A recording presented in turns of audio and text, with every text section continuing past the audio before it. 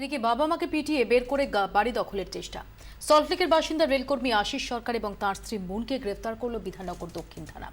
গুণধর ছেলের কীর্তিতে বাকরুদ্ধ বৃদ্ধ সরকার দম্পতি।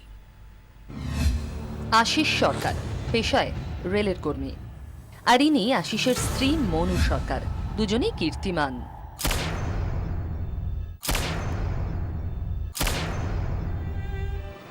বাবা, আমি এত কথা বলতে পারি না, এসব দেখে আমার ভয় হচ্ছে। আমি এসব জায়গার মানুষ না। সত্যি কি বলবেন, কি বলা যায়? হাতের আঙুল ধরে যাকে একদিন পথ চলতে শিখিয়েছেন, আজ তার হাতেই রড, আর মাকেই বেধড়ক মার। কথা হারিয়েছেন 70 ঊর্ধ্ব বৃদ্ধা। সব গোলমালের কেন্দ্রে এই বাড়ি সল্টলেকের সুকান্তনগরের I-249। স্বামীর তৈরি এই বাড়িতেই থাকেন বৃদ্ধ দম্পতি। ছেলে আশিস সরকার সুপ্রতিষ্ঠিত, রেলে চাকরি করেন, কিন্তু তাতে কি? বাবা মায়ের শেষ বয়সের মাথা গোঁজার ছাদটুকু তার চাই চাই। ধমক দিয়ে ভয় দেখিয়ে কাজ হয়নি, তাই রবিবার একেবারে রড হাতে বাড়িতে চড়াও, হুমকি বাড়ি খালি করে দিতে হবে। ওই বৌমা এসে আরো লাঠি কাঠি নিয়ে আসলো, কি সব নিয়ে আসলো, এনে মারপিট।